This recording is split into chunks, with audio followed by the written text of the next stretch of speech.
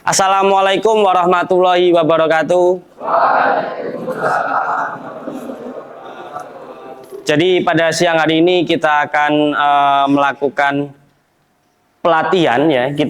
Saya akan melakukan pelatihan terhadap kalian tentang pengenalan dasar KA atau AI. Biasanya kalian mengenalnya kan AI, ya, AI atau Artificial Intelligence. Kalau dalam bahasa Indonesia biasanya kecerdasan buatan.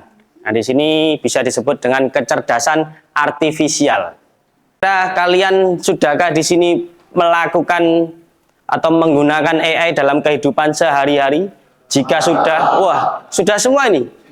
Oke, yang belum siapa? Yang belum menggunakan AI? Siapa yang belum menggunakan AI? Wah, kayaknya tidak ada. Tidak ada. Kalian berarti sudah pernah melakukan atau menggunakan AI. Untuk apa biasanya, teman-teman? Mengerjakan tugas. Waduh, itu nyontoh atau gimana itu? Mencari solusi, Pak. Nah, kita sama guru kita dikasih masalah, Pak, menyelesaikan pekerjaan ini. Tapi saya mencari solusinya dari mana? Dari AI. Nah, ya, dari AI. Di sini ada yang kelas 3? Tidak ada? Tidak ada? Oke, ini sedikit cerita. Makanya kenapa kok diadakan pelatihan ini? Karena AI belum tentu 100% benar. Perlu adanya pelajari lagi dari jawaban AI ya, perlu dipelajari lagi. Jadi sehingga apa? Sehingga solusi yang kita minta itu benar-benar tepat untuk kita. Yang kelas 3 di sini nggak ada? Nah, di tryout TKA itu ada soal matematika sama teman-teman kelas 3, dia menggunakan AI untuk mencari solusi, tapi di situ menunjukkan jawaban, tapi dianya nggak ngecek sepertinya. Jadi misalkan di situ pangkat min 3, tapi di AI munculnya pangkat min 8. Nah, itu perlu pengecekan lebih lanjut. Itu ya. Jadi kita menggali potensi AI dalam kehidupan sehari-hari. Nah, itu. Kita gali AI ini dapat membantu kita sejauh mana. Untuk anak RPL biasanya digunakan untuk apa?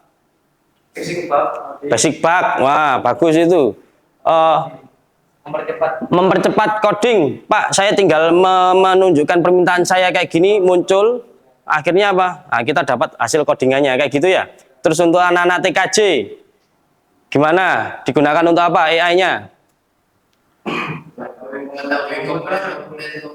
Mengetahui komponen-komponen komputer. Solusinya troubleshooting seperti apa, langkah apa yang harus dipilih supaya efisien kayak gitu ya. Jadi kita gali potensi AI dalam kehidupan sehari-hari. Oke, lanjut. Jadi hari ini saya akan menjelaskan bagaimana apa itu AI secara singkatnya atau AI itu sejarahnya seperti apa, cara kerjanya. Nah, di situ ada titik 2 ini menunjukkan bahwa cara kerja AI itu membutuhkan data, membutuhkan model, membutuhkan output. Kalau tidak ada itu seperti apa, Pak? Ya tidak ada, ya nggak berjalan berarti AI-nya. Ya, ada data nggak ada model nggak jalan. Datanya untuk apa gitu? Pak, saya nggak tahu data. Nah, nanti kita bahas. Oke, lanjut. Jenis-jenis AI ada Ani, ada Agi, ada apa lagi di situ?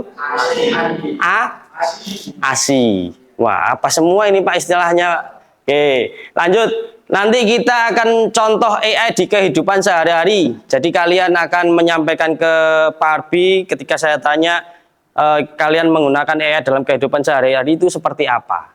Ya, contohnya seperti apa? Wih, ada tugas, wih.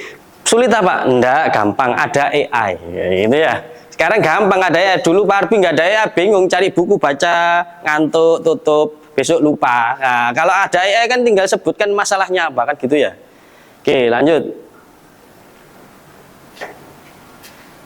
Nah ini, ternyata AI sudah ada di tahun 1956 loh. Udah tua, Pak. Udah tua banget. Nah, ini yang namanya software engineering siapa di sini? Kayak siapa, Iqbal ya?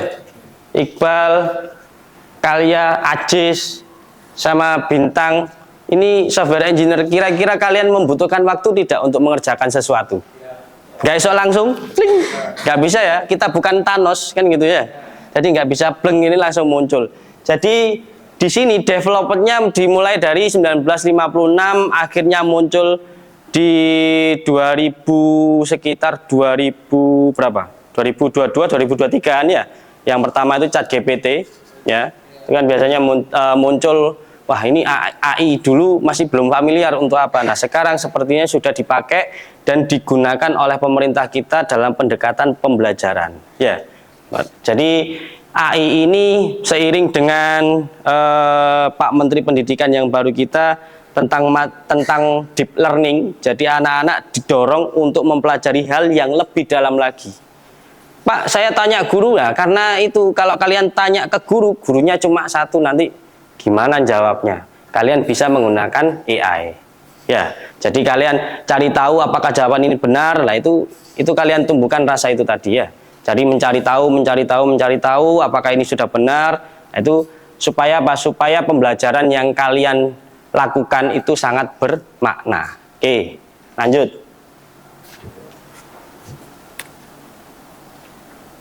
Ini ada prakteknya ya nanti ya, habis ini ya. Nah, cara kerja AI ada data, model, sama output. Jadi proses pengolahan informasi dan pengambilan keputusan yang efisien. Pengolahan informasi dan pengambilan keputusan yang efisien. Yang pertama ada pengumpulan data. Ada yang tahu data itu seperti apa contohnya? Informasi seperti apa datanya? File. Betul. Lanjut, apa lagi? Apa? Oke. Contohnya data. Nilai matematikamu berapa, Mas? Wah, 90. Nilai matematikanya Agres 90. Nilai matematikamu berapa? 85. Wah, nilai 85. Di situ datanya muncul. Oh, ternyata anak ini kurang susah susah integral, yang ini susah untuk di perpangkatan misalkan seperti itu. Nanti dia akan muncul, oh ternyata anak ini sukar untuk mengerjakan soal seperti ini. Berarti gimana? Apakah anak ini didrill atau materi pembelajarannya dikasih yang sulit atau yang kesusahan tadi supaya dia bisa, atau kita kasih yang sudah biasa, yang sudah bisa saja? Contohnya gimana biasanya? Pengambilan keputusan. Biasanya kalau keputusannya itu perbaikan, berarti dia dikasih yang dia tidak bisa. Jadi mulai dari level 1, level 2, level 3, level 4. Jadi datanya dari mana? Dari nilai-nilai kalian yang dikumpulkan oleh Bapak Ibu guru. Oh ternyata anak ini tidak bisa ini, akhirnya diambil keputusan bahwa anak ini sulit mengerjakan ini, dikasih ini level 1, oh sudah bisa level 2, supaya apa?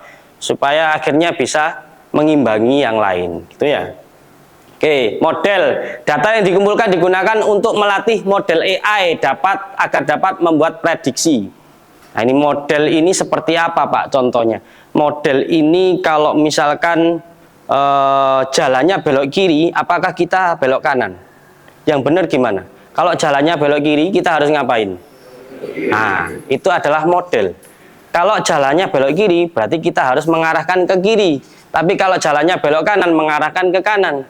Kalau di jalan ada depan ada tembok, ditabrak, stop. Nah, kayak gitu. Itu model. Model itu adalah mengarahkan. Kalau datanya seperti ini atau kalau jalannya seperti ini, berarti kita harus kemana? Itu model. Ya. Terus hasil atau keputusan. Model AI menghasilkan output yang membantu dalam mengambil keputusan berdasarkan data yang dianalisis. Berarti kan data tadi dianalisis, dimasukkan dalam model. Oh ternyata nanti kalau kita mau ke masjid, berarti itu tadi belok kiri. Tapi kalau kita mau ke rumah sakit, belok kanan. Nah, dari situ kita akan menemukan output dua yang berbeda. Kalau kita mau ke masjid, belok kiri. Benar? Kalau mau ke rumah sakit, belok kanan. Kalau lurus, tembok. Nggak ada tujuan, Pak, karena tembok. Jadi nggak ada outputnya. Karena apa? Ya karena modelnya nggak ada di situ ya. Datanya menuju kemana nggak ada. Itu ya, paham ya? Oke, lanjut. Next. Sing next aku dewe. Oke, jenis-jenis AI berdasarkan kapabilitasnya. Nah ini, ANI, AGI, ASI. Ini berdasarkan kapabilitas. Yang pertama, ANI, Artificial Narrow Intelligence. Untuk yang kalian gunakan saat ini masih ANI, guys. ANI, Artificial Narrow, itu sempit, intelligent. Berarti kecerdasannya masih sangat sempit sekali. Yang selanjutnya ada AGI, Artificial General Intelligence, yang memiliki kecerdasan setara manusia. Diprediksi akan selesai development pada tahun 2040. Wah, 2040 berarti ada AI yang sama dengan manusia. Wah, gimana ini kita ke depannya? Ingat, AI tidak punya rasa emosi. Nah, itu yang menjadikan kita manusia itu berbeda. Itu ya. Jadi jangan minder sama AI. Pak, AI sudah bisa semuanya, saya nggak bisa apa-apa. Jangan minder. Kamu yang menggunakan AI, bukan AI yang menggunakan kamu, kan gitu ya. Oke, lanjut. Yang selanjutnya ada ASI. Nah, ASI bukan itu ya. Jadi ASI ini adalah Artificial Super Intelligence yang melampaui kecerdasan manusia. Waduh. Diprediksi dia akan selesai pada tahun 2060. Tapi biasanya ini masih terbatas karena apa? Kemampuan komputasional komputer. Jadi kenapa kok komputer itu bertambah-tambah terus? Ada yang i7, ada i9, nah core-nya juga lebih cepat, core-nya juga lebih banyak, seperti itu ya. Oke, jadi untuk yang AGI sama ASI ini kita sampingkan dulu, karena yang kita bahas adalah yang ANI, gitu ya. Oke. Ini menurut kapabilitas, kemampuannya, seperti apa itu penggunaannya, gameplay Roblox. Nah, dari situ dia nggak perlu menggunakan memori yang cukup tinggi, nggak perlu menggunakan kecerdasan yang sangat tinggi, hanya melihat dari histori kalian. Nah, itu yang dinamakan dengan reactive machine. Dia bereaksi, oh ternyata anak ini suka melihat Roblox, oh ternyata anak ini suka melihat FF. Begitupun juga dengan Spotify. Oh ternyata Troy galau, lagunya apa ya, slow gitu.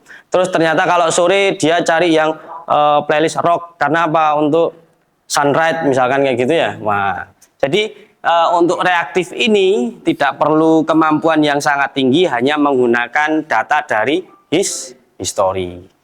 Jadi kalau kalian coba aja deh, kalian bikin akun baru YouTube, terus kamu hilangkan pencatatan history, nanti kamu akan video yang disarankan random, jadi nggak mengerucut ke yang kamu inginkan, gitu ya. Oke, lanjut. Nah ini sudah bisa, aman.